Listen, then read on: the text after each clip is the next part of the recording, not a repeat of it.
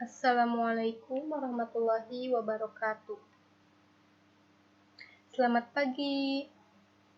Apa kabar anandaku yang solih dan solihah? Alhamdulillah sehat ya. Sebelum memulai pembelajaran hari ini, alangkah baiknya kita membaca doa bersama-sama. Bismillahirrahmanirrahim.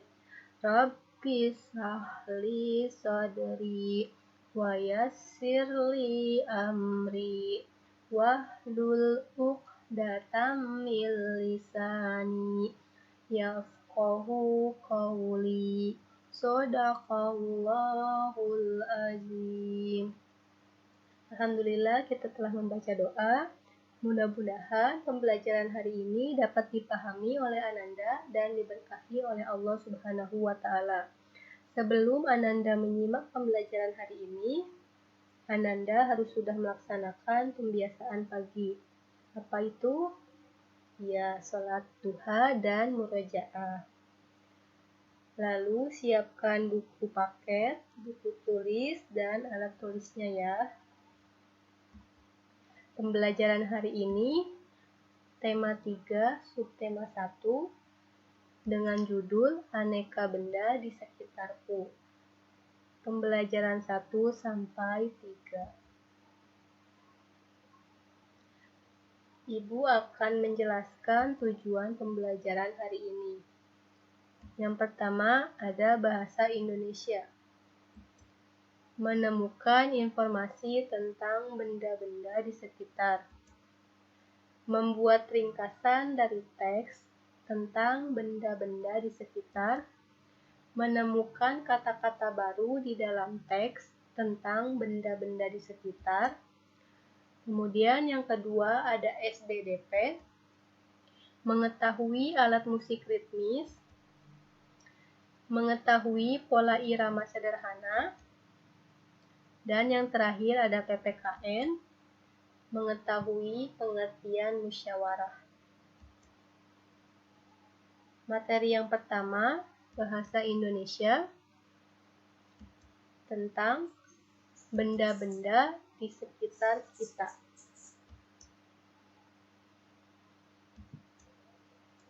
Ada berbagai macam benda di sekitar kita.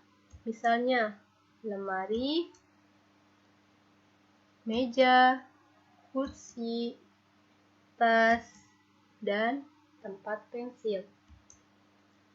Benda-benda tersebut memiliki ciri-ciri dan dapat dikelompokkan berdasarkan bentuk, ukuran, dan warna.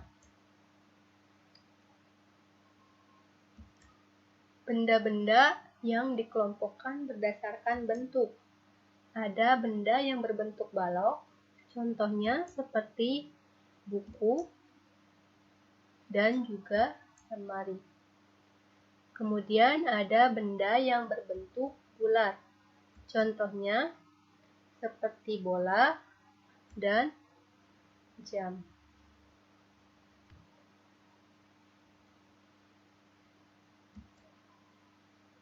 Ada juga benda-benda yang dikelompokkan berdasarkan ukuran. Benda-benda di sekitar memiliki ukuran yang berbeda-beda. Ada yang besar dan kecil, ada yang berat dan ringan. Kita dapat menentukan benda besar atau kecil dengan cara mengamati. Setelah itu, benda-benda dibandingkan dan diukur apakah lebih besar atau lebih kecil. Berat dan ringan suatu benda juga dapat ditentukan dengan cara ditimbang.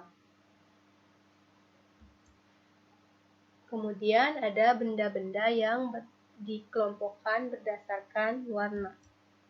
Benda-benda di sekitar kita memiliki warna yang bermacam-macam. Ada yang berwarna merah, kuning, hijau, biru, coklat, putih, hitam, dan lainnya. Misalnya pada pakaian seragam sekolah. Ada yang seragam sekolahnya berwarna coklat, ada juga yang berwarna putih dan merah. putih dan biru, dan ada juga yang berwarna putih dan abu-abu. Kemudian, membuat ringkasan dari teks tentang benda-benda di sekitar. Pada halaman 8, kita dapat menggali informasi dengan cara membuat pertanyaan-pertanyaan. Pertanyaan-pertanyaan dapat disusun dengan menggunakan kata tanya. Informasi yang diperoleh dari teks dapat digunakan untuk membuat ringkasan. Sini ada tabel kata tanya dan kegunaannya. Yang pertama, apa? Untuk menunjukkan peristiwa atau sesuatu yang ingin diketahui. Kedua, di mana? Untuk menunjukkan lokasi terjadinya peristiwa. Yang ketiga, kapan? Untuk menunjukkan waktu peristiwa. 4. Mengapa? Menunjukkan sebab terjadinya suatu peristiwa. 5. Siapa? Menunjukkan seseorang atau pelaku sebuah peristiwa. Yang terakhir, bagaimana? Untuk menunjukkan cara atau keadaan suatu peristiwa.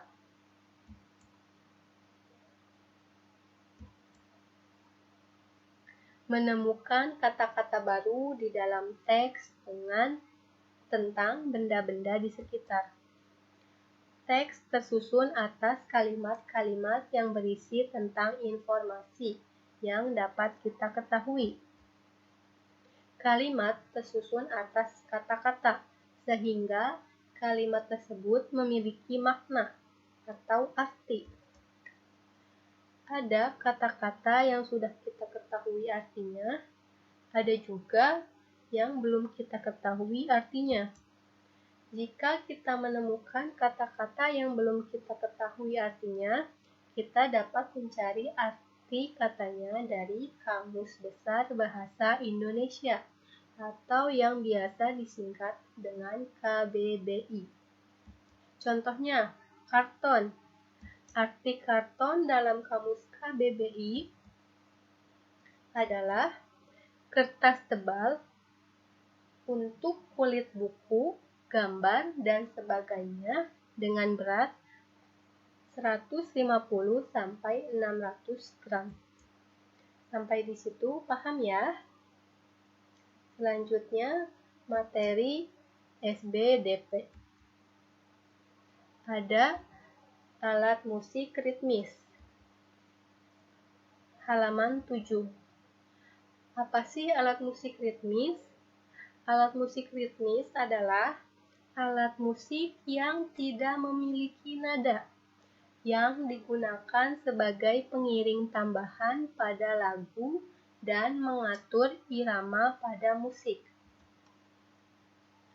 Hal yang diutamakan dalam memainkan alat musik ritmis adalah ketepatan irama dan keteraturan ketukan pada lagu yang dibawakan. Ada berbagai macam cara memainkan alat musik ritmis. Ada yang dimainkan dengan dipukul dan ada juga yang dimainkan dengan digoyang. Alat musik ritmis dibedakan menjadi dua. Alat musik ritmis tradisional dan modern. Contoh dari alat musik ritmis tradisional adalah gendang, kemudian ada tamborin, kemudian ada tifa. Selanjutnya, contoh alat musik ritmis modern. Yang pertama ada triangle, kemudian ada drum, dan yang terakhir ada simbal.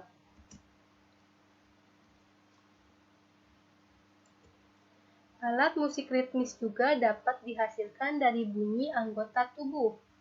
Misalnya, tepuk tangan, atau hentakan kaki, dan juga bersiul.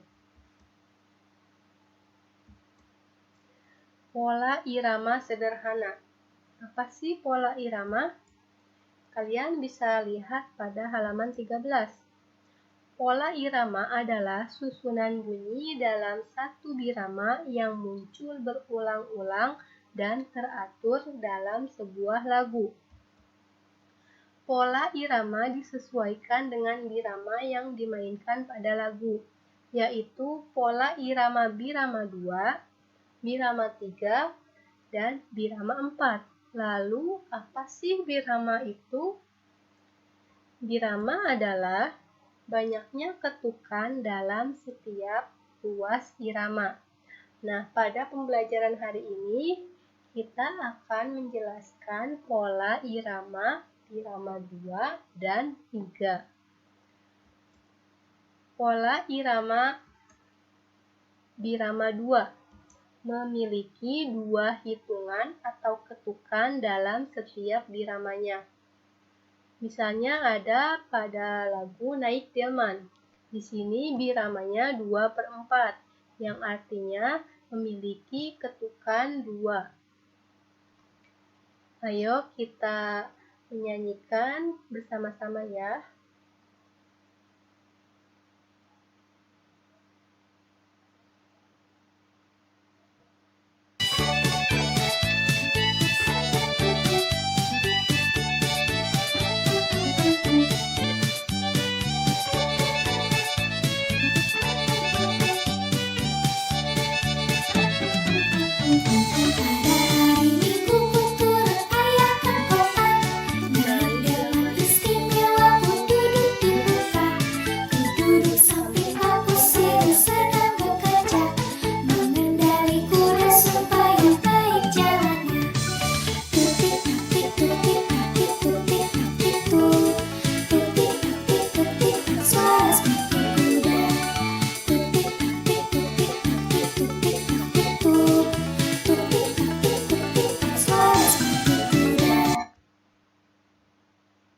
Nah, perhatikan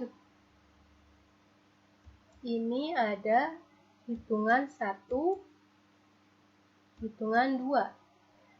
1, hitungan 2. 1, 2. Nah, jika sesuai hitungan akan menjadi seperti ini. 1, 2, 1, 2, 1, 2, 1, 2, 1, 2, 1, 2. Nah, seperti itu. Paham ya? Jadi, ketukannya itu ada 2. Kemudian ada pola irama birama 3. Memiliki 3 hitungan atau ketukan dalam setiap biramanya.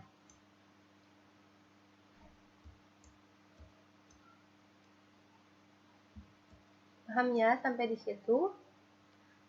Materi selanjutnya PPKN tentang musyawarah. Nah, pada gambar tersebut biasanya musyawarah digunakan untuk pemilihan ketua kelas.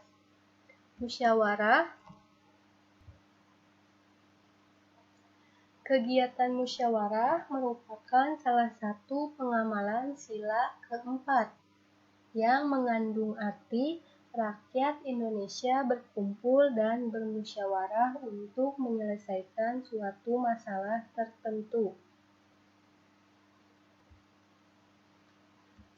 Lalu, apa pengertian musyawarah?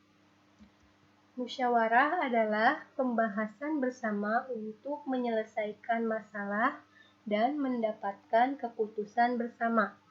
Keputusan yang disepakati lebih mengutamakan kepentingan banyak orang.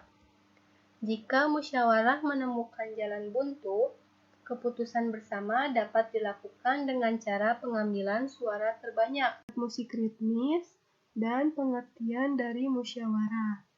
Nah, materi hari ini cukup sampai di sini. Ibu ucapkan terima kasih. Sampai bertemu di pertemuan selanjutnya. Wassalamualaikum warahmatullahi wabarakatuh.